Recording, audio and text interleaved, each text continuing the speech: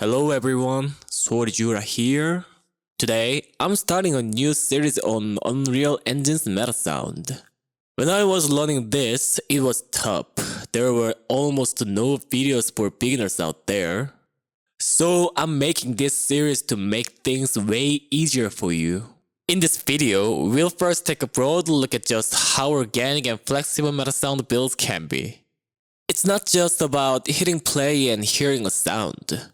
You can use input triggers to play or stop sound however you want. That one feature alone opens up so many possibilities. As you can see, when I hit play, the ambient pad sound comes in first. Right now, I've just slotted a wave asset into the default value, but you can swap out sounds in real time, not just here, but from outside the viewport as well. You can even load up multiple sounds using an array. I'll explain all of this step by step later on. Anyway, the reason this system is so incredibly flexible is that you don't need to make a separate MetaSound source for every single sound. You can set up specific parameters in one MetaSound source and share those settings across whatever sound asset you want. It's very much like an audio bus system in a DAW. Right now, I've hooked up an LFO to the pitch of the wave player, playing the ambient pad to give it some movement. You can tweak everything, the period, the pitch values, and even the shape of the LFO. I've also thrown some filters on it. High pass, low pass, band pass, notch, parametric EQ. You can use them all very flexibly. You might be wondering, why are there two filters? Well, in MetaSound, when dealing with stereos, you can configure the left and right channels completely separately. It's an insanely flexible system. Of course, a lot of times, you don't really need to do that. Anyway, getting back on track, let's look at those input triggers I mentioned earlier. I've created a melody start trigger.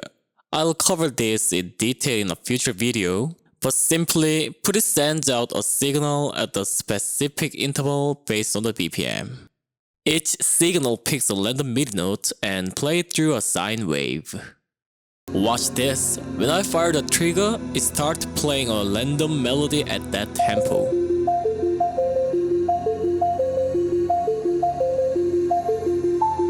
I shaped the sound with an ADSL envelope and added some delay and reverb, just to make it sound nice.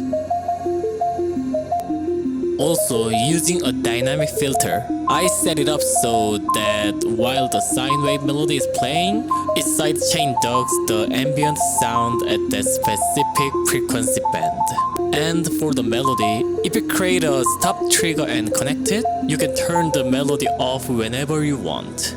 Turn it back on, and the brand new random melody plays. Of course, you can set it up to play a fixed, unchanging melody too. I also made a trigger called Musical SFX.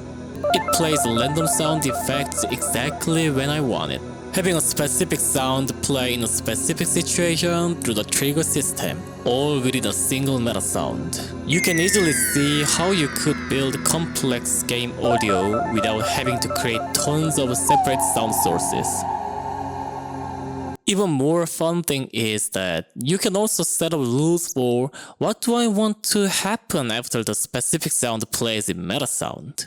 I've made something called a sine oscillator start trigger.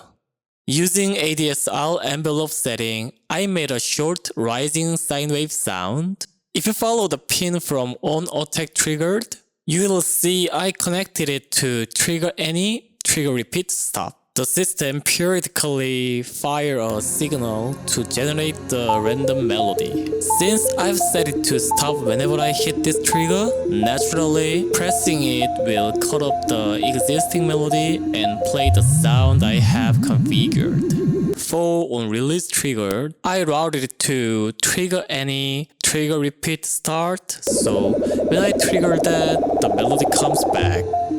I also connected it so the impact sound plays at the end of attack, right when it hits max velocity. Then I set it up so the ambient pad stops. It happens right when the impact hits. You can connect all these sounds into a mixer to adjust the gain. 1.0 is a full volume, and as you go down to 0, it decreases in percentage. But if you have been doing music for a long time and find that confusing, no worry. You can use the decibel to linear gain node to control volume by decibel instead. Finally, you can use compressor and limiter to control the dynamics and prevent clipping.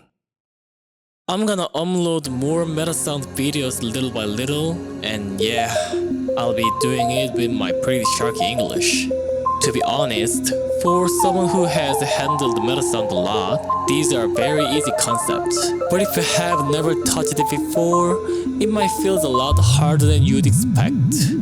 I'll try my absolute best to explain things as easily as I can, so please look forward to the upcoming videos.